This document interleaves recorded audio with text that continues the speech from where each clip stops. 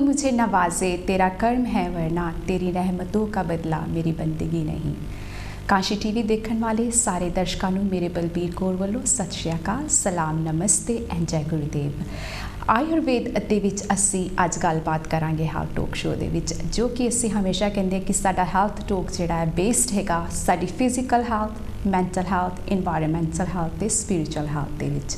ਸੋ ਅੱਜ ਥੋੜਾ ਜਿਹਾ ਅਸੀਂ ਜਾਣਕਾਰੀ ਲਾਂਗੇ ਆਯੁਰਵੇਦ ਦੇ, ਜੋ ਕਿ ਥਾਊਜ਼ੈਂਡਸ ਈਅਰਸ ਤੋਂ ਸਾਡੇ ਨਾਲ ਸੰਪਰਕ ਵਿੱਚ ਹੈ, ਸਾਡੇ ਆਲੇ ਦੁਆਲੇ ਆਯੁਰਵੇਦ ਹੈਗਾ। ਸੋ ਅੱਜ ਜਾਣਕਾਰੀ ਲਾਂਗੇ ਸਾਡੇ ਨਾਲ ਸਾਡੇ ਸਟੂਡੀਓ ਦੇ ਵਿੱਚ ਸਾਡੇ ਗੈਸਟ ਨੇ ਡਾਕਟਰ ਵਰਲਕਸ਼ਮੀ, ਜੋ ਸਾਨੂੰ ਜਾਣਕਾਰੀ ਦੇਣਗੇ ਆਯੁਰਵੇਦ ਦੇ ਬਾਰੇ, ਤੇ ਉਹਨਾਂ ਨੂੰ ਅਸੀਂ रूबरू कराते हैं ਤੁਹਾਡੇ ਨਾਲ। डॉक्टर वरलक्ष्मी जी, आपका स्वागत है हमारे स्टूडियो में। Thank you so much, Balbir. Sat Shri Akal, namaste everyone who is watching the show. Thank you so much for inviting me. Doctor Varalakshmi ji, हम जानना चाहेंगे कि आयुर्वेद है क्या? So आयुर्वेद एक महान वैज्ञानिक साइंस है। ये इंडिया से, it is originated in India about around 5000 years ago. And Ayurveda ये वर्ड का मीनिंग भी ऐसा होता है। आयु का मीनिंग है एज और लॉन्गिविटी। ओके, वेद का मतलब है साइंस। सो जो भी ये वैज्ञानिक साइंस में आपको कैसा आपकी आरोग्य, हेल्थ, स्वास्थ्य को रखना है, और आप किस किस चीज़ों से और कुछ कैसा खाना खाने से, ये सब करने से आपको 100 ईयर्स के लाइफ यू कैन लीड। ये है आयुर्वेदिक का मतलब। ये है आपको सब ways to live healthier and a happier life for as long as possible. That is what all Ayurveda is about. So mainly Ayurveda the target point ਹੈਗਾ ਕਿ ਹੈਲਥ ਦੇ ਵਿੱਚ ਤੁਹਾਨੂੰ 100 ਸਾਲ ਦੀ ਉਮਰ ਤੱਕ ਜੀਵਨ ਮਿਲੇ, ਤੇ ਜਿਹੜਾ ਕਿ ਆਯੁਰਵੈਦਿਕ ਪਿਛਲੇ ਟਾਈਮ ਤੋਂ ਚੱਲਦਾ ਆ ਰਿਹਾ ਉਹਦੇ ਹਿਸਾਬ ਦੇ ਨਾਲ ਡਾਈਟ ਵਗੈਰਾ ਰੱਖ ਕੇ, ਜਿੱਦਾਂ ਕਿ ਵਰਲਕਸ਼ਮੀ ਜੀ ਨੇ ਦੱਸਿਆ ਕਿ ਚੇਂਜਸ ਤੁਸੀਂ ਆਪਣੀ ਲਾਈਫ 'ਚ ਕਰੋ, ਤੇ ਉਹਦੇ ਨਾਲ 100 ਸਾਲ ਦੀ ਉਮਰ ਤੱਕ ਦਾ ਇਹਨਾਂ ਦਾ ਹੈਗਾ ਵਿਸ਼ਵਾਸ ਕਿ ਆਯੁਰਵੇਦ ਨਾਲ ਤੁਸੀਂ ਚੱਲਦੇ ਹੋ ਤੇ ਤੁਹਾਡੀ ਆਯੂ 100 ਵਰਸ਼ ਤੱਕ ਯਾਨੀ 100 ਈਅਰਸ ਤੱਕ ਹੋ ਸਕਦੀ ਹੈ। ਤੇ I will like to know Ayurveda और जो उनसे है लाइफ एनर्जी का क्या संपर्क है एक दूसरे से? लाइफ एनर्जी का क्या मतलब होता है? सो लाइफ एनर्जी इनका मतलब है प्राण। सो जो भी चीज़ें हैं इन सभी ये ब्रह्मांड में या यूनिवर्स में सब चीज़ों को प्राण होता है ना, ये जो शक्ति है जी, एनर्जी। या इनका मतलब एनर्जी है, पर प्राण का मतलब है बहुत it's much more deeper meaning. Okay, so prana का मतलब जो भी आप खाना खा रही है और जो भी आप इमोशनली जो थॉट से हमारी जो खाने से हमको जो एनर्जी होता है, ये सब जब हमारी छोटी छोटी सेल है अंदर को जब अंदर जाती है, then it goes to the minute forms of the cells, then it nourishes our body and it is stored in the form of life energy. Okay, that life energy is vital as per Ayurveda for us to live very very long time, or for us to like the immunity that we get, ओजस जो होता है ना हमारे शरीर में, जो बीमारी को व्याधि कारक शक्ति बोलते हैं ना, जो इम्यूनिटी, इनके लिए भी ये प्राण जो है ये बहुत इम्पोर्टेंट है। Okay, very important to have that life energy, and we get this life energy by following, by eating, avoiding विरुद्ध आहार जो होता है ना, इन तरह के विरुद्ध आहार को अवॉइड करने के लिए। और आयुर्वेदा में बहुत सारे जो इंस्ट्रक्शंस दिया हुआ है, इन सबको हम फॉलो करने से हम ये प्राण जो होता है ना, लाइफ एनर्जी, इनको हम प्रिजर्व कर सकते हैं। सो इम्यून सिस्टम एक किस्म का कैसे हम बेहतर बना सकते हैं, उससे प्राण लाइफ कह लें कि एनर्जी लेवल जो उनसे कैसे अप कर सकते हैं, कोई भी एक्टिविटी करने में जो हमें मदद कर सकता है। तो जैसे आयुर्वेद में ये भी माना जाता है कि 3 दोष जो उनसे 3 दोषास जो उनसे होते हैं वो क्या होते हैं, उसके बारे में अगर आप हमें बताएं कि कौन से मेन जो उनसे 3 दोषा आयुर्वेद में माने जाते हैं वो कौन कौन से हैं? तो आयुर्वेदा में ऐसा बोला जाता है जैसे कि जो भी ये ब्रह्मांड है, जो यूनिवर्स जो होता है ना, यूनिवर्स और हमारी शरीर जो है, ये सब और सब प्राणी जो एनिमल्स, प्लांट सब है ना, जो लाइफ बीइंग्स, लिविंग ऑर्गेनिज्म, सब चीज़ों में 5 भौतिक तत्व होते हैं, जैसे कि पृथ्वी, अग्नि, वायु, जल और आकाश। ठीक है, ये 5 भौतिक तत्व बोलते हैं। ठीक है, आयुर्वेदा ऐसा बोलता है कि सब चीज़ों, सब प्राणी इन दिस यूनिवर्स में, all the living beings in this universe are made up of 5 elements or 5 basic elements which are fire, water, air, ether and vacuum. So these are the 5 elements. ये चीज़ें हमारे शरीर में भी होता है. जब ये चीज़ों की तत्वों हमारे शरीर में जाता है ये त्रिदोषा बन जाती है. जी. दोष, ये त्रिदोषा हमारी जो कितना वेट हम गेन कर सकते हैं, ठीक है, जैसे कि हम बहुत ज़्यादा समटाइम या तो और हमारी हेयर किस तरह की कलर होती है. कुछ लोगों को बहुत बड़ा हेयर होती है ना, ग्रोइंग प्रॉब्लम, कईयों को ग्रो नहीं होती. कुछ लोगों को बहुत छोटी है और ड्राई हेयर होते हैं. जी. ये सब हमारी जो फिजिकल कैरेक्टरिस्टिक्स है, हमारी पेट में पाचन शक्ति, डाइजेस्टिव सिस्टम कैसा काम करती है और हमारी एलिमिनेशन जो मल तत्व या मल क्रिया कैसा बन जाती है, ये सब ये 3 दोषों में डिपेंडेंट होता है. तो ये जो वात, इनका तत्व जो है एयर और वैक्यूम, जो ये दोनों चीज़ों से तत्वों से बना जाती है. और पित्त जो है अग्नि और वाटर से बना जाती है. और कफ जो है ये पृथ्वी और जल के. सो ये सब 5 भौतिक तत्व जब शरीर में जाता है, ये 3 दोषों को in the form of functionally they represent the 5 elements in the body in the form, and they are responsible for all the characteristics like how your immunity will be there, how whether you will gain more weight or whether you won't gain weight. So many things, functional elements in our body, everything is dependent on these 3 doshas. So for someone to improve their health, किसी लोगों को उनकी immunity को बढ़ाना है या बीमारी को to avoid the disease, ये सब करने के लिए ये त्रिदोष का बैलेंस, जो संतुलन होना चाहिए, संतुलन बराबर होना चाहिए. सो बेसिकली आपका कहना है कि 5 एलिमेंट हैं और 3 दोष हैं, उनसे ही हमारी जो सी है इम्यून सिस्टम या हमारी बॉडी चल रही है. चाहे उसे हम अच्छी कर सकते हैं या उसे ख़राब कर सकते हैं, या ओवरवेट कर सकते हैं या अंडरवेट कर सकते हैं. सो एक बैलेंस में आपको रहना. हाँ जी. तो ये 3 मुद्दों पर हम और बात करेंगे कि जो से ये 3 एलिमेंट है उसमें कितना इम्यूनिटी सिस्टम कैसे हम बरकरार कर सकते हैं. तो स्वस्थ स्वस्थ का मतलब एक स्वस्थ है, हेल्दी पर्सन है या हमारी हेल्थ, ये है ये 3 दोषों हैं. और एक और कुछ और फैक्टर्स है आयुर्वेदिक के प्रकार, वो है सप्त धातु, 7 टिश्यूज़ एंड ऑल्सो ऑन अग्नि जो है हमारी जो पाचन शक्ति है, जाठराग्नि बोलते हैं इनको, ये पेट में होते हैं और जो भी हम खाना खा रहे हैं उनको पाचन करने के लिए, और जो भी हमको शक्ति है, नरिशमेंट होती है जी, ये सब ये पाचन शक्ति और अग्नि में डिपेंड होती है. और हैविंग क्लियर सेंसरी ऑर्गन्स, जैसे कि all the sensory functions are working vitally. So health और a healthy person is one who has balanced 3 doshas, and then having proper functioning dhatus or 7 tissues, and a balanced agni, having a good digestive power, and also prasanna atma indriya mana, means like having pleasant mind and as well as pleasant sensory organ function, and as well as being content and happy. That is how a healthy person has been described by Ayurveda. I totally agree with you. थोड़ा सा आप बताएंगे, जैसे आप कहते हैं कि अंदर की एक आपको अंदर भी अच्छी शक्ति चाहिए और बाहर भी चाहिए. उसमें ये है कि कई बार हम सोचते हैं कि जो सी एनर्जी लेवल है वो आपका ठीक नहीं आ रहा है, या आपको ऐसा लगता है कि जो सा इम्पैक्ट लोगों वो आपके ऊपर अच्छा प्रभाव नहीं डाल रहा, तो उसकी वजह से आपका अंदर का जो सा मन है वो प्रभावित नहीं होता. तो उसमें दोष लग जाता है कि सर्टन दोष आ जाते हैं, उसकी वजह से आपको हेल्थ प्रॉब्लम हो जाती है. जैसे कि कुछ खाने के वजह से नहीं, जैसे इन्वायरमेंटल हेल्थ हम कह लेते हैं कि बाहर हमें किसी ने कोई बात कही तो उसका हमारे अंदर पर अफेक्ट हुआ. वो कौन से अफेक्ट होंगे आपकी? दोषों के 3 दोष ऑफ कोर्स जो है ये जो 3 दोष होता है ये फिजिकली नहीं, हमारी इमोशनल हेल्थ में भी असर है. ठीक है, जैसे कि आप एक वात आपको शरीर, जैसे कि हम इन 3 दोषों को हम ऐसा समझ सकते हैं जैसे कि हम सब लोगों को जेनेटिक मटेरियल है ना जी, जैसे कि 23 पेयर क्रोमोसोम है ना, हम सब लोगों में है. जिसी तरह हम सब लोगों में ये 3 दोष है. ठीक है जी। पर जैसे कि कैसा हमारी कलर सब लोगों को बहुत ज़्यादा डार्क ब्लैक कलर की हेयर हो जाती है ना।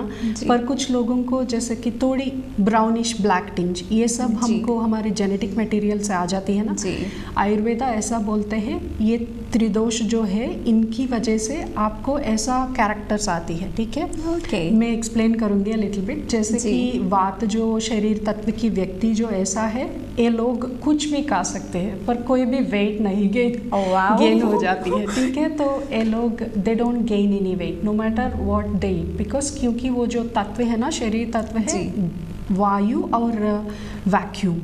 जो कोई भी आप वायु मुँह होती है ना, ज़्यादातर मुँह होती है, इसी वजह से इन लोगों को ऐसा इमोशंस होता है जैसे कि बहुत ज़्यादा नो स्टेबिलिटी होती है। तो बार बार एक विषय से दूसरा विषय, एक जॉब से दूसरे जॉब को ऐसा चेंज सेटिस्फाइड नहीं होते, चेंज हो जाती है, ठीक है। इन लोगों को इमोशनल प्रॉब्लम्स जिस तरह की फियर हो जाती है या इंस्टेबिलिटी हो जाती है, वात लोगों को ऐसा प्रॉब्लम्स हो जाती है। तो इन लोगों को ऐसा खाना खाना चाहिए जो गर्म होती है और जो ग्राउंडेडनेस, जैसे कि रूट वेजिटेबल्स जो होता है ना, इस तरह की चीज़ें खाने से उनको माइंड में भी और बॉडी में भी थोड़ी ग्राउंडेडनेस आ जाती है।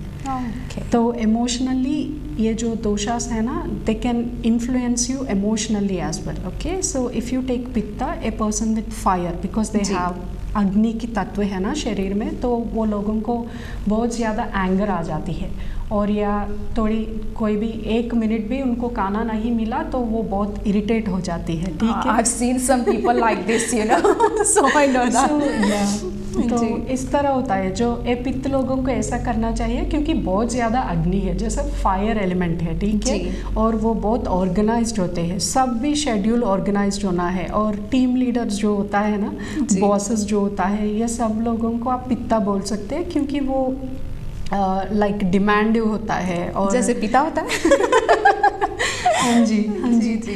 तो जी इस तरह की लोगों को देखना है उनका शरीर क्या है। ये शरीर तत्वों को जानने के यू नो इम्पोर्टेंस ये है कि आपको पता होता है ओके मेरी शरीर में पित्त है, तो मैं जो स्पाइसी फूड जो होता है ना, जो स्पाइसी मसाले, स्पेशली चिली, जो उनसे हरी मिर्च हो गई या लाल मिर्च जिसे कहते हैं, वो ज़्यादा, हाँ जी, ऐसा जो स्पाइसी जो फूड होता है ना, इनको थोड़ी अवॉइड करना चाहिए। जब भी आपको ऐसा इमोशंस हो जाइए, एंगर हो रही है, इरिटेबल हो जाइए, तो आप इनको थोड़ी कम करके खाना है। आपको इमोशनली भी वेरी वेरी गुड है, तो आपको ठीक है। जी जी हाँ, जी हाँ।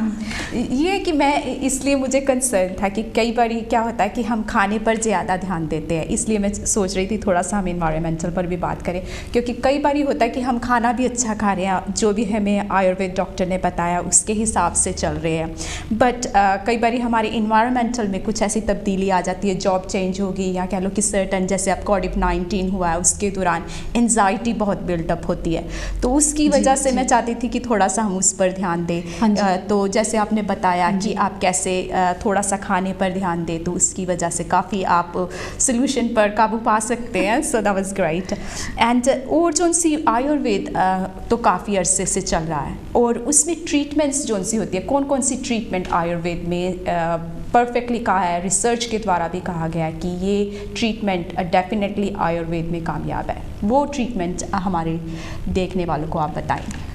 ठीक है, तो आयुर्वेद बहुत पुरान साइंस है, पर फिर भी आयुर्वेद एक वेरी प्रैक्टिकल साइंस है, ठीक है। और आप if a science has been written or has been said around 5,000 years ago and it is still very very popular in a country like UK and US, इनका मतलब ये है ये बहुत एडाप्टेबल है, ठीक है। जो भी जो Ayurveda has all the details about every food that we eat, like which food you have to eat as per seasons के तरह, और आपकी बीमारी की तरह आपको क्या क्या चीज़ें खाना है, ये सब इंफॉर्मेशन है ना, आप अभी भी हम अडॉप्ट कर सकते, ठीक है। That is the very good practical thing about Ayurveda. Yesterday मैं वरलक्ष्मी जी देख रही थी कि एक रिसर्च में बता रहे थे कि कोविड-19 के दौरान मोस्ट ऑफ 95% जो उनसे लोग थे आयुर्वेद पर ज़्यादा ध्यान दे रहे थे कि आयुर्वेद से किस तरह कोविड-19 से बचा जा सकता है। तो क्योंकि डॉक्टर तो है नहीं थे अवेलेबल,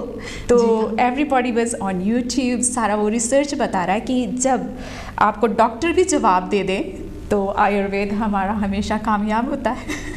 वो बहुत बहुत ट्रू है। मैं आई कम्प्लीटली एग्री, क्योंकि इसी वजह से मैं बोल रही हूँ ना, ये जो साइंस है, मॉडर्न साइंस जो है जी, ये सिर्फ I think it's less than 300-400 years, right? It has made tremendous advancements recently, okay? Ji.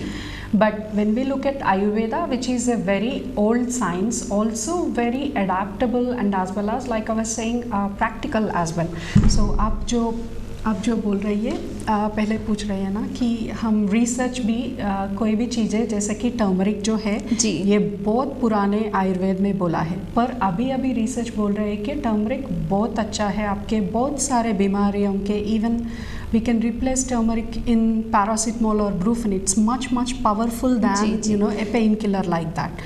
So this is all already written 5,000 years ago, right? यहाँ पर मैं एक बात और आपसे शेयर करना चाहूँगी कि कई बार डॉक्टर भी आपसे पूछते हैं कि आप अगर हल्दी की टैबलेट तो नहीं ले रहे, क्योंकि वो कहते हैं कि जो सा आइब्रोफिन होता है वो भी खून पतला करता है और हल्दी भी खून पतला करती है। उसकी वजह से वो कहते हैं अभी कहीं ओवरडोज ना हो जाए, क्योंकि अगर आप हल्दी ऑलरेडी ले रहे हैं तो आपको आइब्रोफिन लेने की ज़रूरत नहीं पड़ती, क्योंकि दोनों एक सेम तरीके से काम करते हैं। तो हल्दी तो पहले से आ रही है जो प्योरीफाई भी करती है ब्लड को।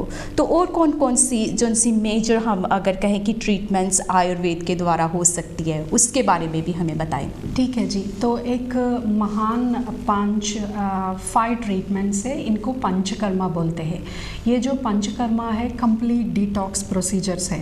तो कोई भी बीमारी जैसे कि कैंसर की तरह बड़ा बीमारी जो है और पैरालिसिस, ऐसा कि very chronic diseases, even in those cases this panchakarma are the 5 detox procedures which are described in Ayurveda। ये बहुत काम आती है। और इंडिया में जो आप केरला या कोई भी साउथ इंडिया में जाए तो आपको वहाँ पर खाना भी खाना है 21 डेज़ और 40 डेज़, इस तरह की कम्प्लीटली आपको डीप सीटेड कोई भी बीमारी है इनको बाहर आ जाती है ये जो ट्रीटमेंट करने से। ये बहुत इम्पोर्टेंट ट्रीटमेंट्स है।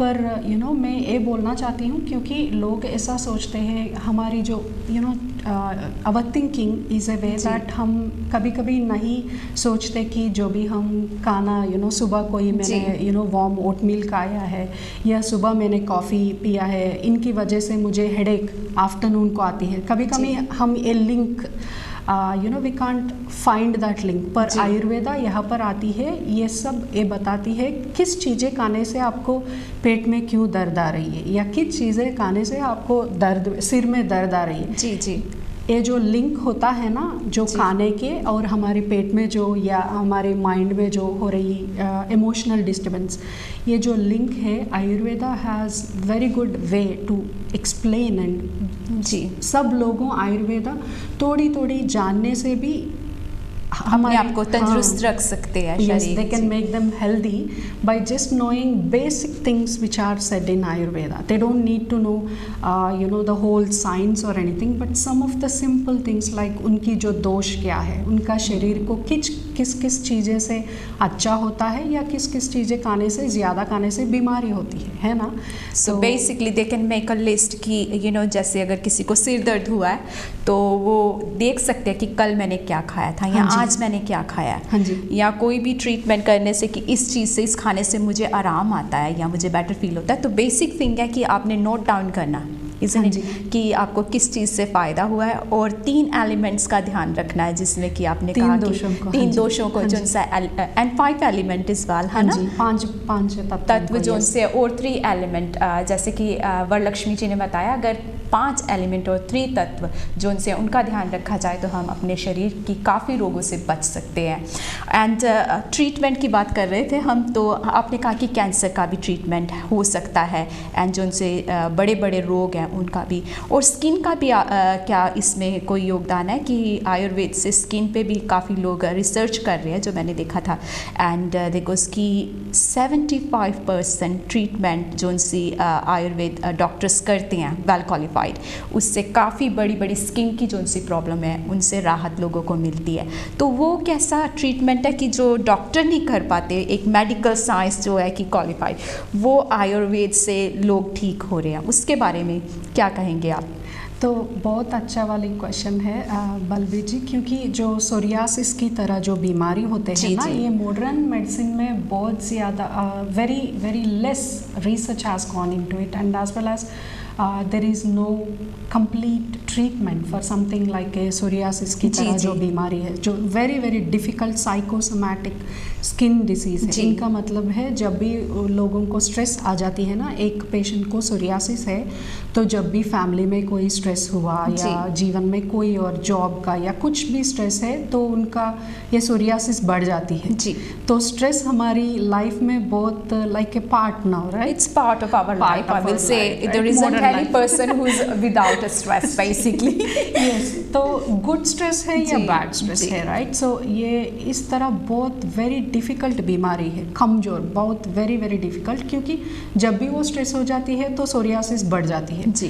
क्योंकि स्ट्रेस को कम किया तो क्योंकि उनको स्ट्रेस हो जाएगी, इनका है चिंता है कि वो मुझे स्किन डिसीज है जी ना, जी, वो माइंड में है, ये साइकिल हमारा चलता है कि अगर मुझे स्ट्रेस आएगी तो अब मेरे स्किन की प्रॉब्लम हो जानी ऑटोमेटिकली। पर इन सोरियासिस की तरह बीमारियों को आयुर्वेद में पंचकर्मा में बोल रही है ना, ये 5 तरह की ट्रीटमेंट है। इनका पहला वाला है वमन बोलते हैं, जैसे कि एक मेडिसिन को देकर इंड्यूस वॉमिटिंग, ओके, ठीक है, उल्टियाँ कराई जाती हैं इसमें जी। दूसरा वाली है विरेचन बोलते हैं, जैसे कि ए बी मेडिसिन को देकर जो भी शरीर में जो डिटॉक्स और आम जो होता है ना, टॉक्सिन्स, इनको बाहर आते हैं परगेशन की तरह। ओके, सो मल द्वारा बेसिकली वो क्लियर अप हो जाता है आपका, ठीक है। तो ये जो वमन जो है ना क्री, ये सोरियासिस में बहुत ज़्यादा अच्छा काम करते हैं, ठीक है, very very good, because lot of research and so many studies has been done how this treatment vamana or induced vomiting helped with so many cases of psoriasis, ठीक है। तो जो भी लोग हैं, जो कोई भी whoever is watching, they could go and do some research, but panchakarma और some of the very important treatments, and ये जैसे कि डीप रूटेड जो बीमारी है इनको भी, और कोई भी डीप रूटेड इमोशंस है, किसी लोगों ने ग्रीफ में जा रही है या सैडनेस में, जो आजकल चल रहा है, काफ़ी लोगों की फैमिली में डेथ्स भी हो गई है, तो उसकी वजह से भी,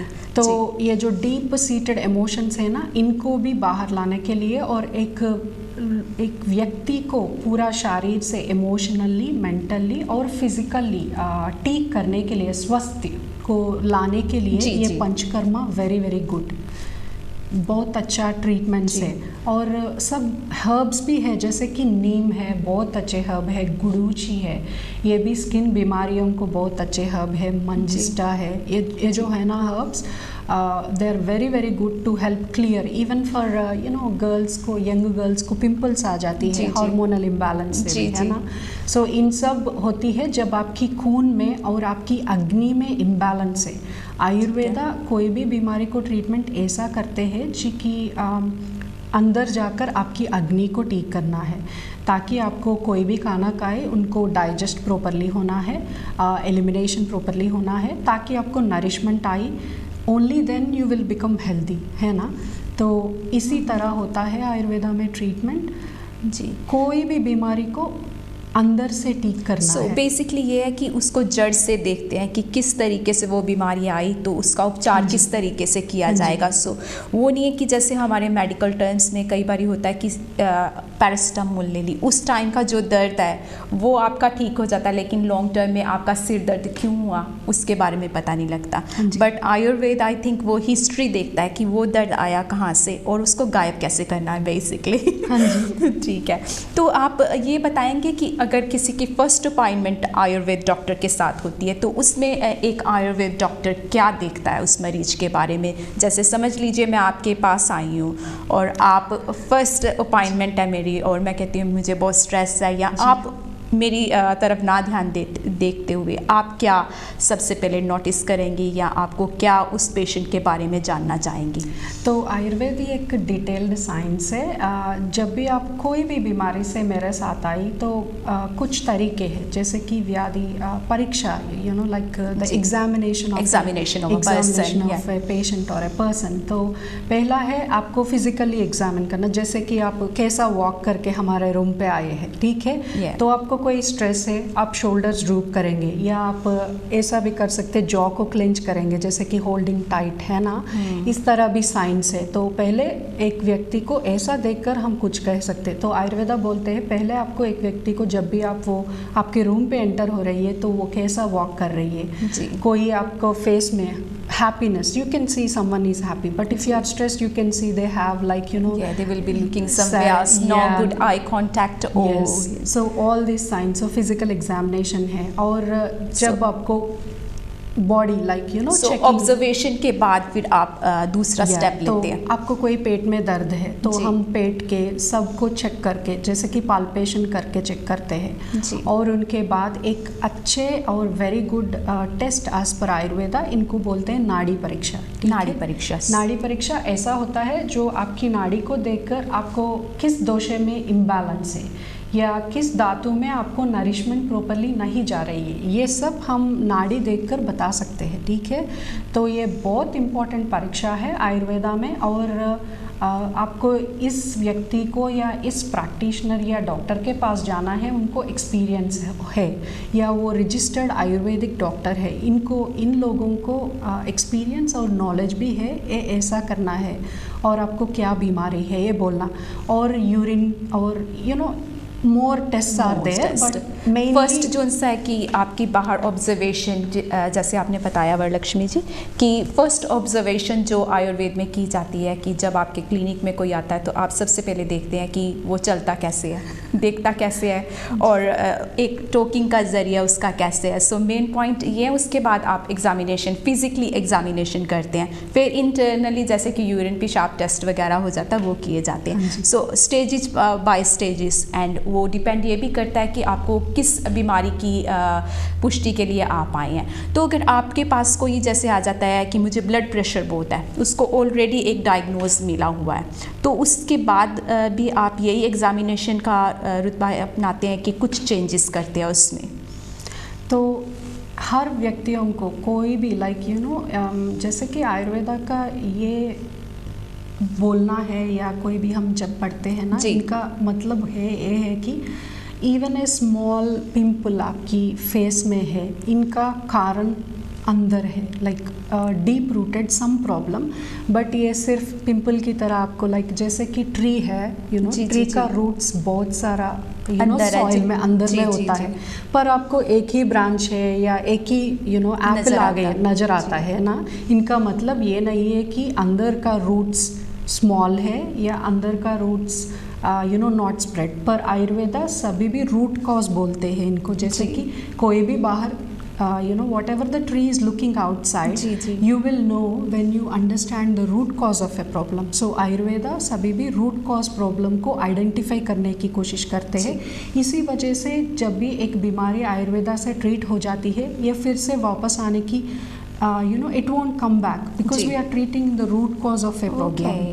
That's the best thing कि जब अंदर की रूट ही ट्रीट हो गई है तो फिर उस जोन सा भी पेड़ पौधा है उसमें, उसके वृक्ष में अच्छे अच्छे फल लगेंगे। So you get treated for ever Ayurveda में। That's the best thing. एक बात और मैं पूछना चाहूँगी वरलक्ष्मी जी, जो कि हमारे कई लिसनर्स देखने वाले जो उनसे वो जानना चाहते होंगे कि जैसे कि हम बात करते हैं डायबिटीज़ या ब्लड प्रेशर के बारे में, तो उसमें होता है कि वो सर्टन मेडिकेशन ले रहे होते हैं, या कि कईयों को कैंसर की शिकायत है, वो उनकी ट्रीटमेंट भी चल रही होती है, कीमोथेरेपी वगैरह या ऐसी कोई ट्रीटमेंट जो भी उनको डॉक्टर ने बताई है। क्या उस टाइम पर भी आयुर्वेद जो मेडिकेशन वगैरह या ट्रीटमेंट कर सकते हैं कि उनका ध्यान रखना पड़ता है या उनको छोड़ना पड़ता है? आप क्या बताएंगे इसके बारे में?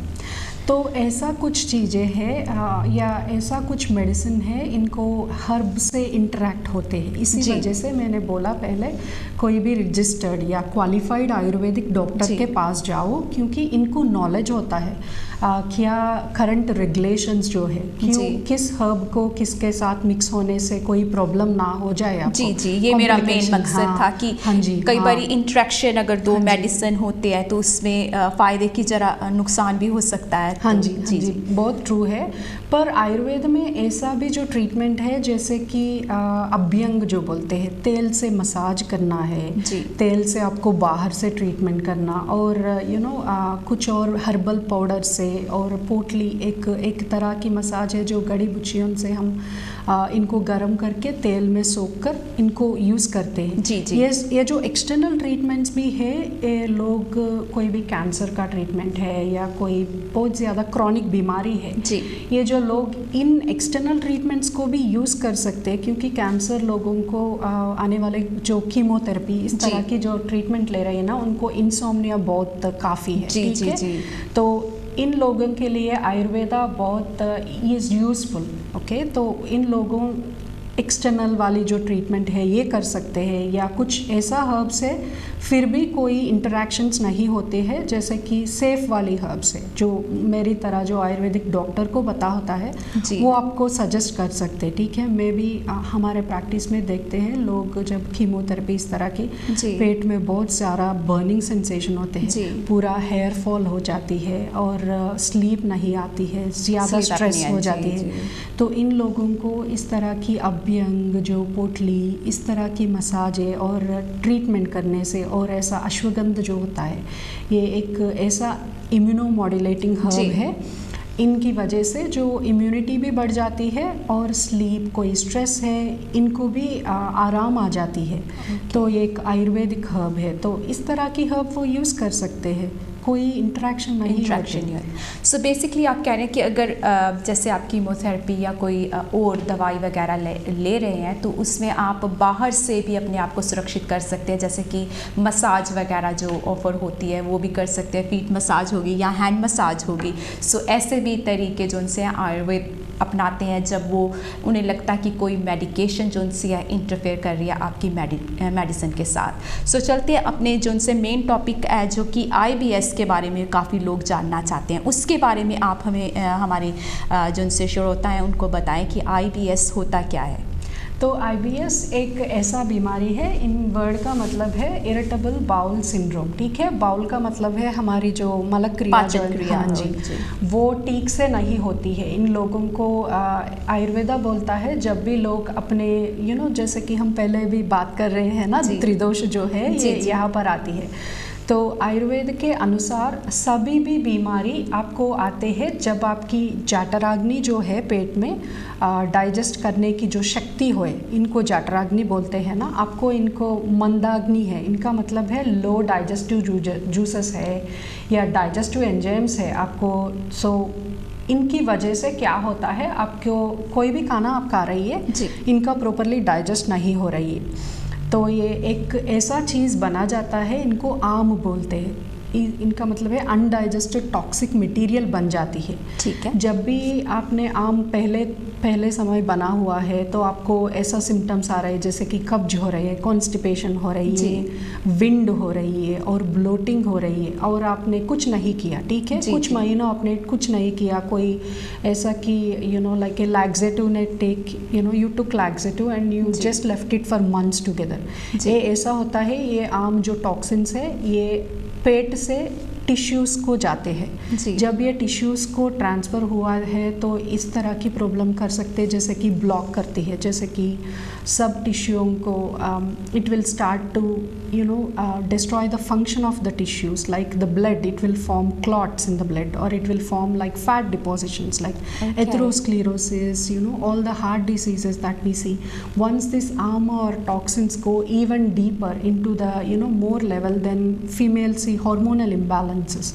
ठीक है, हमारी जो एंजाइम्स में इम्बैलेंस होती है ये इस तरह की होता है, ये सब इवन मोर ट्रैवल होता है, तो बहुत ज़्यादा इम्यूनिटी जो है ना, प्राण जो पहले हमने बताया है ना, प्राण जो लाइफ शक्ति जो होता है, इनको भी डिस्ट्रॉय करते हैं। तो आपको बहुत सारी बीमारी जैसे कि कैंसर, एड्स, इस तरह का जो वेरी वेरी कॉम्प्लिकेटेड कंडीशंस जो आता है ना, जैसे even autoimmune conditions like rheumatoid arthritis, इन तरह की बीमारी भी हो सकती है। तो इनका कहने का मेरा मतलब ये है कि कोई भी बीमारी है आपकी अग्नि से होती है, तो आपको ये देखना है, आपको ठीक से जो भी जठराग्नि जो है ये ठीक से चल रही है तो आप हेल्दी होगी। ये जठराग्नि जो है इनमें इम्बैलेंसेस है तो आपको व्याधि होगी, और इस तरह की एक व्याधि है IBS है। ओके, इनमें मेन सिम्टम्स ये है कि ब्लोटिंग है, मैंने पहले बोला जी। और विंड है, और कोई भी even though they empty the bowel they still feel like urge, you know, बार अभी मुझे जाना, आई हैवंट कंप्लीट बेसिकली। हाँ जी, वो जो डिससैटिस्फैक्शन जो होता है ना बाउल मूवमेंट के बारे में, ये भी IBS का सिम्टम है। और पेट में you know like lower abdomen दर्द हो जाती है जब भी खाना खाने के बाद या बाउल मूवमेंट होने के बाद, मल क्रिया के बाद पेट में दर्द होता है। ये सब IBS का सिम्टम्स है और वेरी कॉमन सिम्टम है, कॉमन कंडीशन है जो हम देखते हैं।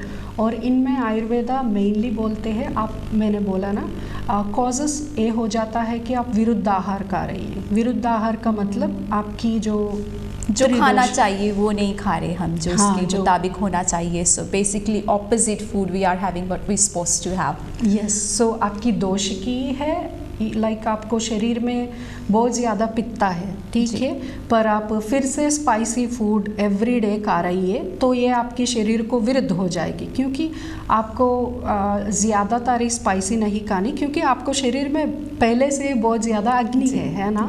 इसी तरह से जो भी मंदाग्नि है, लो डाइजेस्टिव फायर है इन लोगों को, ये लोग बार बार हैवी फूड खा रही है, जैसे कि स्टेल फूड, जैसे कि पिज़्ज़ा जो होता है, very cheesy food, all those heavy food जो होता है ना, हेवी फूड जो होता है वो खाने से, क्योंकि मंदाग्नि का मतलब है ये बहुत लो फायर है जी। ये थोड़ी लाइट चीज़ें जैसे कि सलाद की तरह खाया तो ये डाइजेस्ट कर सकते हैं, पर heavy food like cheese, too much wheat, all these things, it can't digest that food. Then you will cause formation of ama, which you know I told earlier, that forms, and that is what gives rise to IBS and even leaky gut. That is another you know very common disease. That's nowadays. really common. It's getting leaky guts.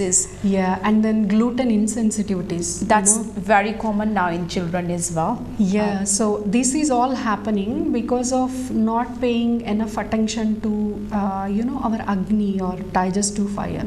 So there are simple things like, you know, as per Ayurveda, like eating on time and you know warm foods, all these things can help actually.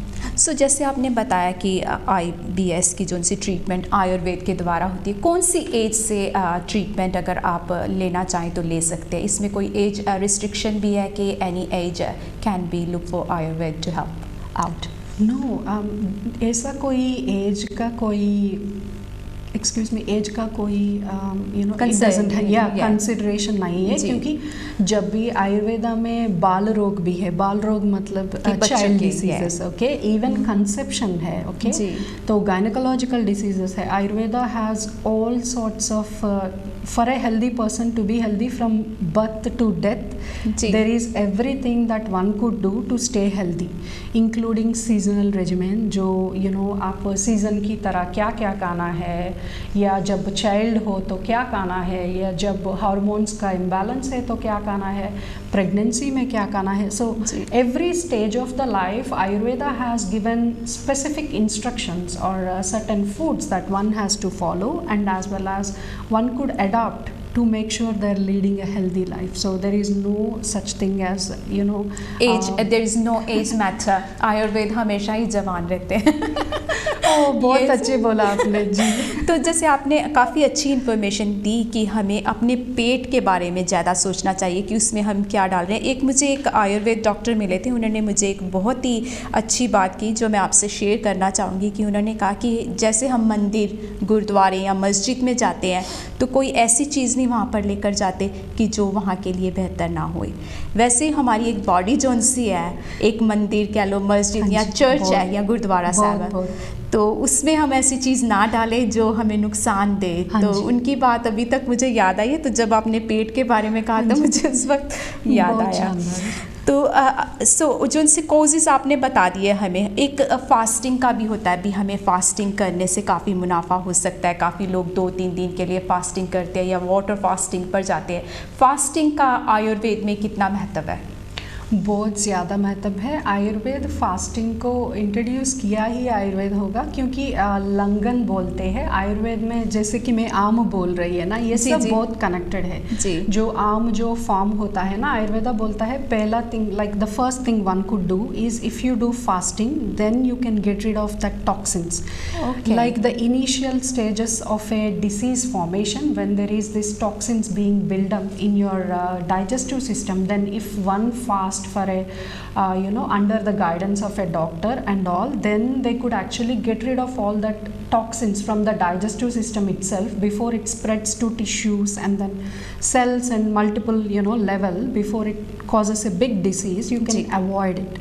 So that is what fasting Ayurveda says. And long on Ayurveda बोलता है एक दोष व्यक्ति को, जैसे कि वात जो है आपकी बॉडी वात तरह की है जी, तो आपको ज़्यादा तरह फास्टिंग नहीं करनी है, 12 आवर्स का फास्टिंग करनी है। ओके, सो इट्स डिपेंड कि जी। किस बीमारी के लिए आपको हाँ ट्रीटमेंट जी। किया जाता है, तो फॉर जो सा क्वालिफाइड जो सा आयुर्वेद डॉक्टर है वही आपको सलाह दे सकता है। सो इट्स वेरी वेरी इंपॉर्टेंट कि अगर आप हमें देख रहे हैं तो डॉक्टर सलाह ज़रूर लें आयुर्वेदिक कि सिर्फ ये प्रोग्राम देखकर ही ना फास्टिंग स्टार्ट कर दे। So it's very important to go to your doctor जो भी है आयुर्वेद का आपके लोकल में, वहाँ से सलाह लेकर ही ये मशवरे को अपनाएं। सो जी, fasting is very very important in Ayurveda और वो देख कर ली जाती है। तो नेक्स्ट क्वेश्चन ये आ जाता है वरलक्ष्मी जी की एक बैलेंस डाइट जो उनसे आयुर्वेद डॉक्टर किसी को भी देते हैं, जो नॉर्मल हमारे देखने वाले व्यूअर्स हैं, अगर वो आज से अपनाना चाहते हैं कि हम आयुर्वेद अपनाना चाहते हैं, उनके लिए एक बैलेंस डाइट आप किस तरीके से कहेंगे जो एक बच्चे के लिए भी ठीक हो, एक औरत के लिए भी ठीक हो, एक बुजुर्ग के लिए भी ठीक हो और एक टीनेजर या जो ग्रो अप हो रहा है वो बच्चे के लिए भी ठीक हो? तो कुछ ऐसी diet, I know it's tricky question, पर मैं चाहती हूँ कि एक ऐसा सिंपल हम फॉर्म उनको बताएं जो हर एक फॉलो कर सकता है और उनके दिमाग में ये चीज़ बैठ जाए। तो मैं बहुत सिंपलीफाई करके बोल रही हूँ ये, क्योंकि आयुर्वेद है एक महान साइंस है। ये बोलते हैं कि जब भी आप कोई खाना खा रही है या जब भी एक फ्लूइड है, हमारी जो हेल्थ है ये मोबाइल है या फ्लूइड है, ठीक है। जैसे कि आप समर में है, समर में हम ऐसा चीज़ खाना है जो आपको ज़्यादा हैवी ना हो, क्योंकि हम समर में हम सब लोगों को पानी ज़्यादा पीना होता है,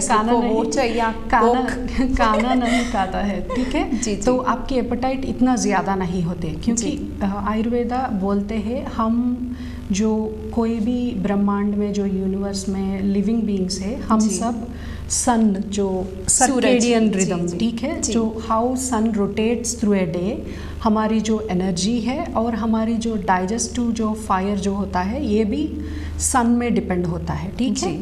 तो हमको देखना है जैसे कि सुबह जो 6 से 10 बजे तो हमारी ब्रेकफास्ट जो है ये लाइट होना चाहिए, क्योंकि ये कफ का पीरियड होता है, मतलब हैवीनेस ज़्यादा होता है। इसी समय में हमको ज़्यादा एक्सरसाइज करना है, vigorous exercise and eat a light breakfast. And Ayurveda बोलता है लंच जो है ये हैवी मील है, ठीक है जी। ब्रेकफास्ट और डिनर दोनों है लाइट करना है, ठीक है। ये सब लोग फॉलो कर सकते हैं, आप चाइल्ड हो या old, like a old person, it doesn't matter. one has to eat a lighter meal in the morning and lighter meal in the evening and eat a lunch which is heavier, क्योंकि हमारी जो आप देख रहे हैं तो सन का maximum strength होता है 12 to 2 है ना, तो हमारी इनसाइड हमारी अग्नि भी है, इसी तरह मैक्सिमम स्ट्रेंथ होता है। तो आप कोई भी हैवी चीज़ जैसे कि पिज़्ज़ा की आप खाना है तो इस समय that's the best time to eat after, so best time that है।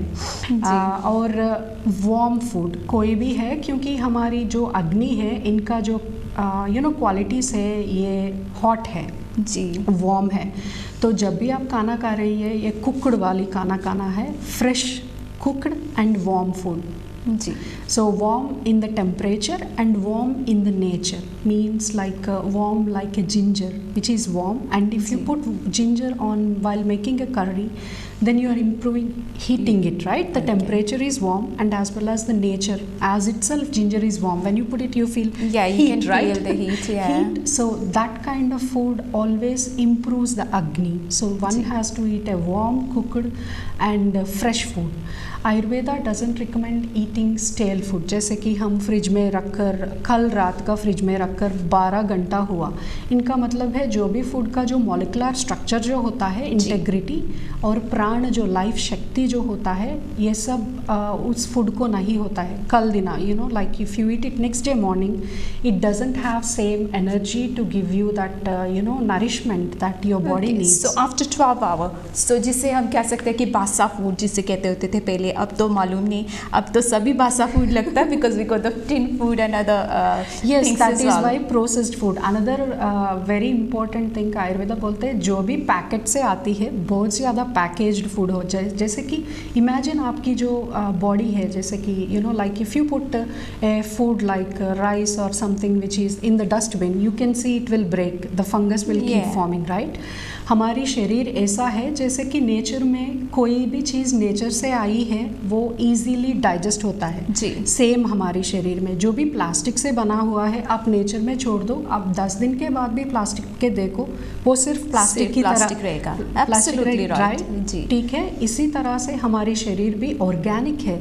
तो कोई भी चीज़ें आप खा रही है, ये पैकेट से ज़्यादा ना मत खाए और नेचर से खाओ, like fresh whole form whole foods, not processed like too much process whatever that you know like polished food. So जो सा टिन फूड होता है, जैसे वो तो काफ़ी अरसे से पैक किया जाता है, तो वो कम्प्लीटली नो.